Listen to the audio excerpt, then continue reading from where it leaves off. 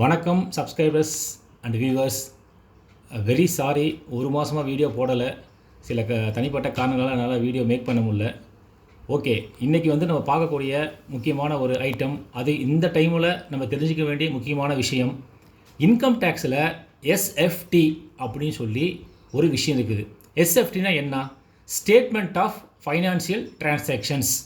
So இந்த statement of financial transaction மூலிமா தான் இன்கம் டேக்ஸ் டிபார்ட்மெண்ட்டு ஒவ்வொருத்தருடைய பெரிய ஃபினான்ஷியல் டிரான்சாக்ஷனை மானிட்டர் பண்ணுறாங்க. எப்படி பண்ணுறாங்க, என்னென்னலாம் பண்ணுறாங்கிறது தான் நம்ம இந்த வீடியோவில் பார்க்க போகிறோம்.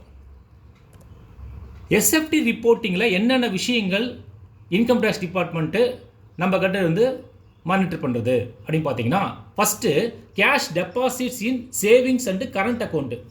ஸோ நம்ம சேவிங்ஸ் அக்கௌண்ட்டில் கரண்ட் அக்கௌண்ட்டில் போகிற கேஷ் டெபாசிட்டை பேங்க் இன்கம் டேக்ஸ் டிபார்ட்மெண்ட்டுக்கு தெரியப்படுத்துது.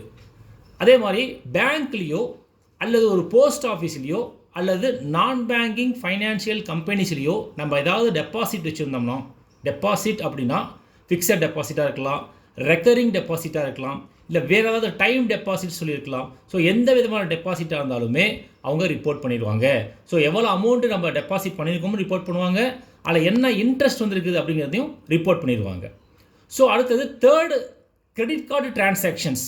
ஸோ நம்ம ஏதாவது கிரெடிட் கார்டு வச்சுருக்கோமோ, அது ஏதாவது டிரான்சாக்ஷன் பண்ணியிருந்தோம்னா அந்த டிரான்சாக்ஷனையும் பேங்க்கோ அல்லது கிரெடிட் கார்டு இஷ்யூ பண்ண கம்பெனியோ ரிப்போர்ட் பண்ணிடுவாங்க.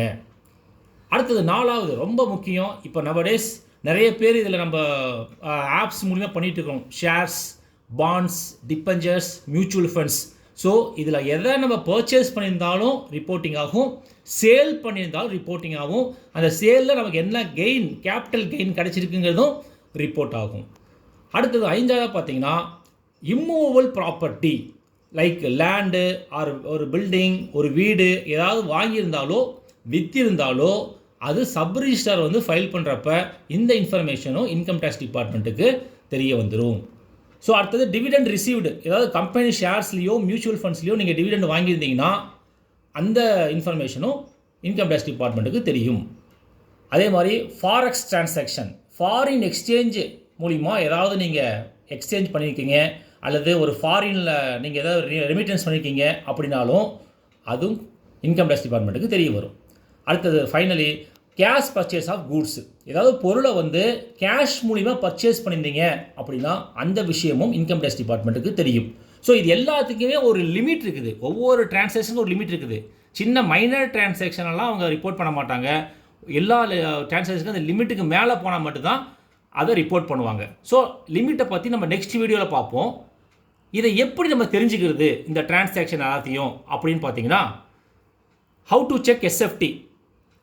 நீங்கள் உங்களுடைய இன்கம் டேக்ஸ் லாகின்ல ஏஐஎஸ் அப்படின்னு ஒன்று இருக்குது, ஆனுவல் இன்ஃபர்மேஷன் சம்மரி. அதை நீங்கள் டவுன்லோட் பண்ணி பார்த்தீங்கன்னாவே இந்த எல்லா விதமான டிரான்சாக்ஷனுமே அதில் ரிஃப்ளெக்ட் ஆகிருக்கும். சப்போஸ் நீங்கள் ஆடிட்டர் மூலிமா நீங்கள் இன்கம் டேக்ஸ் ரிட்டர்ன் ஃபைல் பண்ணுற மாதிரி இருந்தால் ஆடிட்டர்கிட்டே நீங்கள் கேட்டிங்கன்னா அவர் கொடுப்பாரு. ஸோ இந்த ஏஐஎஸை ப்ராப்பராக இருக்காங்கிறத நீங்கள் ஒரு டைம் வெரிஃபை பண்ணிக்கிங்க. எப்போ வெரிஃபை பண்ணணும்? இந்த டிரான்சாக்ஷனை ரிப்போர்ட் பண்ணக்கூடிய என்டிட்டிஸ், அதாவது பேங்க்கோ ஒரு கம்பெனியோ ஒரு சப் ரிஜிஸ்டாரோ, இவங்களாம் அந்த ரிப்போர்ட் எப்போ பண்ணுவாங்கன்னா அவங்களுக்கு லாஸ்ட் டேட்டு கம்மிங் 31 மே. ஸோ மேக்கு மேலே தான் இந்த எல்லா டிரான்சாக்ஷனுமே ரிஃப்ளெக்ட் ஆகும். ஸோ அதனால் பெட்டர் ஒரு ஃபஸ்ட்டு வீக் தாண்டி அல்லது செகண்ட் வீக்குள்ளே இதை நீங்கள் செக் பண்ணிங்கன்னா எல்லா டிரான்சாக்ஷனுமே ரிஃப்ளெக்ட் ஆகிருக்கும். அதில் எதெல்லாம் உங்களுக்கு கரெக்டாக இருக்குங்கிறத செக் பண்ணிட்டு நீங்கள் ஆடிட்டர் கன்ஃபார்ம் பண்ணிங்கன்னா அவர் அதை பார்த்து ப்ராப்பராக ஃபைல் பண்ணிக்குவார். ஸோ இது எதுக்கு சொல்ல வரேன்னா, எந்த ஒரு டிரான்சாக்ஷன்லையுமே நம்ம விட்டுடக்கூடாது. ஏன்னா இதை நீங்கள் விட்டுட்டு பண்ணிங்கன்னா நாளைக்கு இன்கம் டேக்ஸ் டிபார்ட்மெண்ட்லேருந்து நோட்டீஸ் வரலாம், அப்புறம் அதுக்கு ஃபைனு பெனால்ட்டி இந்த மாதிரி போகலாம். ஸோ அதை அவாய்ட் பண்ணுறதுக்கு நம்ம ஃபைல் பண்ணுறதுக்கு முன்னாடியே தரவாக இந்த ஏஎஸ்ஐ செக் பண்ணிட்டு பண்ணிங்கன்னா உங்களுக்கு ஃப்ரீயாக இருக்கலாம். இந்த வீடியோ பிடிச்சிருக்கவங்க லைக் பண்ணுங்கள், ஷேர் பண்ணுங்கள். உங்களுக்கு ஏதாவது டவுட்ஸ் இருந்தால் கமெண்ட் பண்ணுங்கள். அதே மாதிரி இந்த சேனலை சப்ஸ்கிரைப் பண்ணாதவங்க சப்ஸ்கிரைப் பண்ணிக்கிங்க. தேங்க்யூ. அடுத்த வீடியோ கூடி சீக்கிரத்திலே போகிறேன். Thank you very much.